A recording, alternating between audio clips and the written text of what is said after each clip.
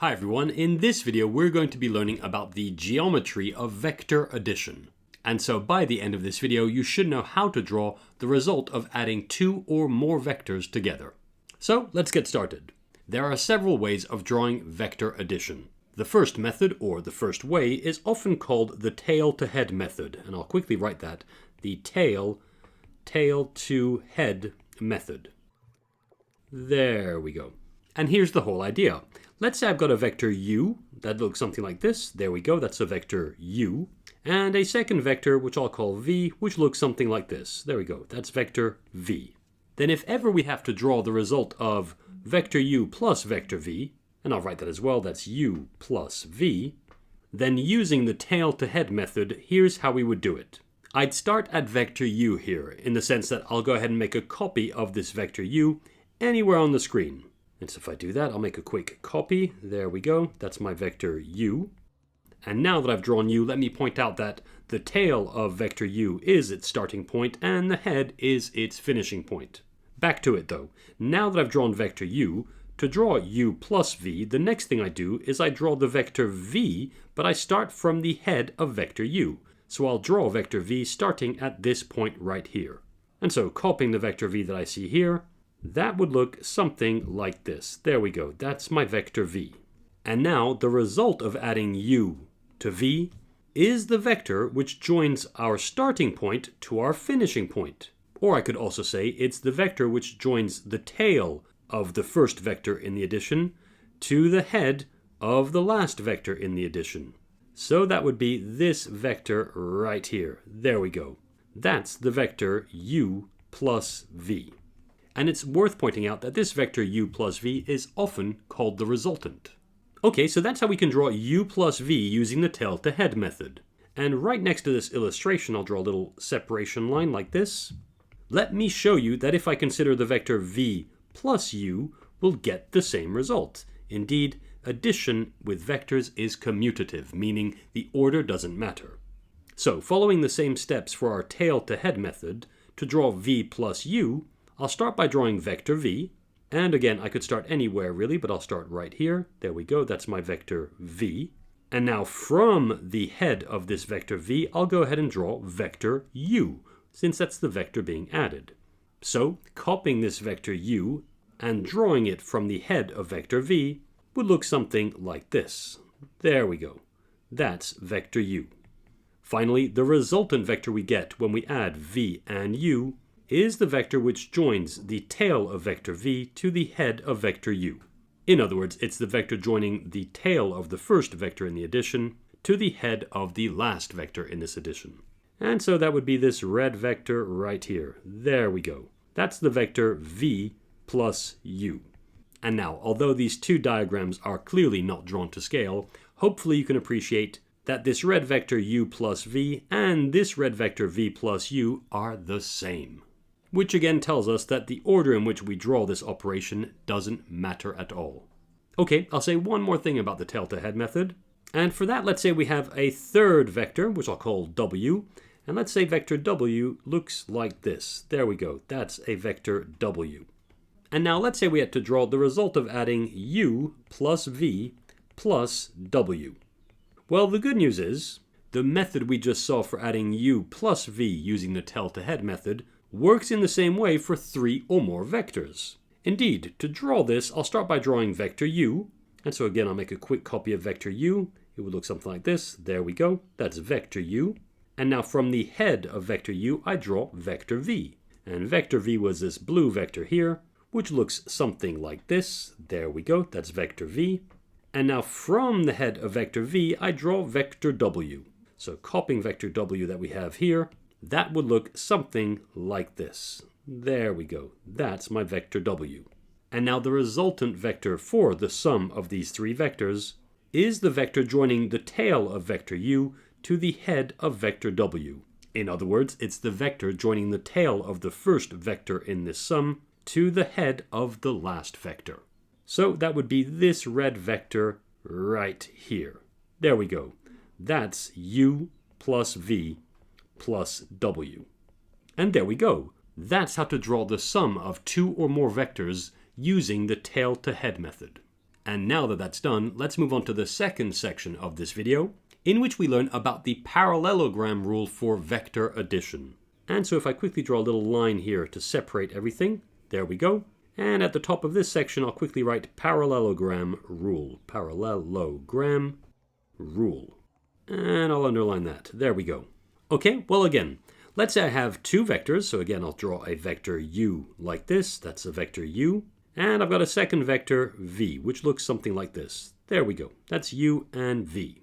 Now, unlike the tail-to-head method, when using the parallelogram rule for adding two vectors, the first thing we'll do is draw both of the vectors from a same starting point. And here's what I mean. Again, our objective here is to find the vector we get when we draw u plus v. There we go. And so, as I just said, the first thing we'll do here is draw both of these vectors from a same starting point. So vector u looks something like this. There we go. That's vector u. And from the same starting point, I go ahead now and draw vector v. And vector v, well, it looks something like this, doesn't it? There we go. That's vector v. Now to draw u plus v, we're going to consider the parallelogram we can make if its sides are made with these two vectors. And here's what I mean. If I draw some construction lines here, I think you'll get the idea. There we go. And I'll have another one here. There we go. And so hopefully it's clear that this construction line runs parallel to this vector v, and this construction line runs parallel to the vector u we have here. And so if I consider this point of intersection here, right there, then I'm sure you can appreciate that we've just formed a parallelogram. And now that we've done that, we can quickly draw the sum of u plus v by drawing the diagonal of this parallelogram, which starts at the same point as the vectors u and v. In other words, u plus v is this red vector here. There we go. That's the resultant u plus v. Now it's worth pointing out that whether we add two vectors using the parallelogram rule or the tail-to-head method, we of course get the same result.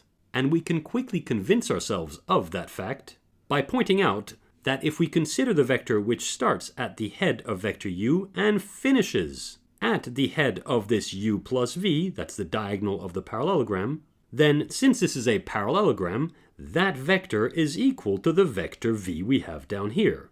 And so we quickly see that with the tail-to-head method, this vector u plus v, or this diagonal here, is indeed the result of adding u plus v using the tail-to-head method, since that would lead to the same vector. That being said, I carry on. That was the parallelogram rule. But now, on the subject of parallelograms and geometry with vectors, let me stick to this rule for just one more minute or two to show you a very important result that you need to know of when studying vectors in geometry. And let me do a little separation line here. There we go. So here it is. First of all, let me remind you or introduce you to a very important result. And that is, if we have a parallelogram, say I've got a parallelogram looking like this, there we go. Then, like all parallelograms, it has two diagonals. Indeed, it has this diagonal here and this diagonal right here. And a very important result that we need to know is that these two diagonals intersect at their midpoint, and I'll call that point M. And in fact, if I were to label this parallelogram, I'll say that's OA, B, and C. This point of intersection M is therefore the midpoint of the diagonal AC, which tells us that AM equals to MC. So I could put a little tick here and here to say they're of the same length. And this point of intersection M is also the midpoint of this other diagonal, OB, which in turn tells us that the length OM is equal to the length MB. So these two lengths are equal as well. Okay, now as such, that has nothing to do with vectors so far, but the result we've just seen is definitely connected to parallelograms. And so now let me show you why that result is so important. Let's say we're given this question. We're given a triangle looking something like this. There we go. And I'll say that this is point O, this is point A, and this is point B. And for this triangle, let's say that we're told that vector OA can be written as vector P. So that tells us that this vector here, OA, is vector P. And say we're also told that vector OB is equal to vector that we'll call Q. So that tells us that this vector here, OB, is called Q. Now I'll add on to this question. Let's say we're also told that the midpoint of the line segment AB, which I'll say is right here, is called m. And so just to be clear, AM will have the same length as MB. There we go. And now the important result to know is the answer to the question, how can we write vector OM in terms of P and Q? And so in an exam, we may well be asked, or simply told, write vector OM in terms of P and Q. Well, here's the thing. Keeping in mind what we just drew above here with our parallelogram, remember we said that the point of intersection of a parallelogram's diagonals is the midpoint of each of those two diagonals, and that tells us that if we were to consider the vector OB here along this parallelogram's diagonal, then the vector OM would equal to 1/2 of OB. And since the point M we have on our triangle here is the midpoint of the line segment AB, we can think of the vector OM as 1/2 of the vector that would form the diagonal of the parallelogram we can make with vectors P and Q. Here's what I mean. If I draw some construction lines to show you the parallelogram, there we go, and there we go. Then following everything we've just seen here with the parallelogram rule and the parallelogram I drew here, hopefully you'll agree that if I were to add the vector OA to the vector OB, or I could also say if I were to add vectors P and Q, then the resultant would be the diagonal of this parallelogram that leaves or starts at point O here. So it would be this diagonal I'm hovering over right now. And in fact, let's go ahead and draw that diagonal. If I call that point C, then following everything we've seen so far, hopefully you'll agree that the vector OC that I'm drawing right now, this vector here, and I'll write it underneath here, OC, well that's equal to the vector OA plus the vector OB. In other words, it's equal to vector P plus vector Q. And I'll write that as well. So vector OC is equal to vector P plus vector Q. But now since M is the midpoint of this diagonal, the vector OM will equal to 1/2 of the vector OC. And so I'll write that here. The vector we're after, OM, is equal to 1/2 of the vector OC. And since vector OC is equal to the vector P plus the vector Q, this vector OM, which in fact I'll draw right here, there we go, that's vector OM, and it will equal to, so vector OM will equal to 1/2 times, in parentheses, vector OC, which is equal to vector P plus vector Q. And so I write that, P plus Q, and I close the parentheses. And we're done. That result is definitely worth knowing. Trust me when I say that it pops up quite frequently in test or exam questions involving vectors in geometry. Okay, let me move on to the third and final section that I wanted to show you here. And again, I'll draw a little line here. There we go, to separate everything. And here I just want to spend a minute or two to speak of addition with displacement vectors. Addition with displacement vectors. Displacement vectors. And for this type of addition, we'll make use of a rule or a result, which is named after the mathematician Chasles, so that's C-H-A-S-L-E-S, so Chasles Rule. There we go. And again, I'll underline that title. Okay, now for displacement vectors, let me quickly draw an XY grid, something looking like this. There we go. This clearly isn't drawn to any particular scale. There we go. Remember, this is just for me to illustrate how it all works. So that's X and Y, and my origin O. And let's say we have 3 points on our XY grid, a point A, a point B, and a point C. There we go, that's A, B, and C. And in a minute, I'll be using the same XY grid again, so let me quickly make a copy of this one, which I'll put underneath here.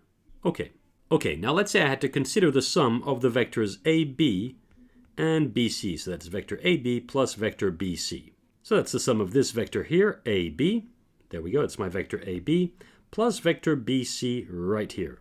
Well, hopefully if you've understood the tail-to-head method, you can tell me that if I add this vector AB to this vector BC, the result will be the vector joining the tail of vector AB to the head of vector BC. Indeed, the sum would be this vector here, vector AC. But what Chasles' rule tells us when working with displacement vectors like these, in which both the starting point and finishing point of each of the vectors appears. In other words, when I read AB, I know that's the vector which starts at point A and finishes at point B. And something similar could be said for this vector BC here.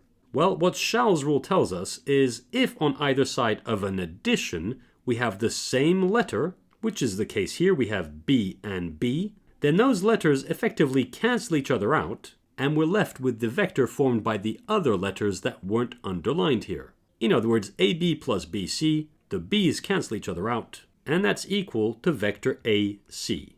And as such, this rule here, Chasles Rule, is a way of writing out the tail-to-head method for displacement vectors. And it doesn't stop at 2 vectors. Indeed, consider the second xy grid we have here, on which I'll add a 4th point, D. And here let's say I do vector AB plus vector BC plus vector CD. Well, this time before drawing anything, let me write that out. That's vector AB plus vector BC plus vector CD. Well, according to Chasles' rule, we can see that on either side of this first addition we have the same letter, which is B, so they'll effectively cancel each other out. And on either side of this second addition we have here, we have the same letter again, which is C. So they'll also cancel each other out. Consequently, the vector we'll be left with is the vector formed by the starting point A and the finishing point D. In other words, that's vector AD, which again is confirmed by adding these vectors using the tail-to-head method, which joins the tail of the vector AB to the head of the vector CD. There we go. This red vector is the vector AD.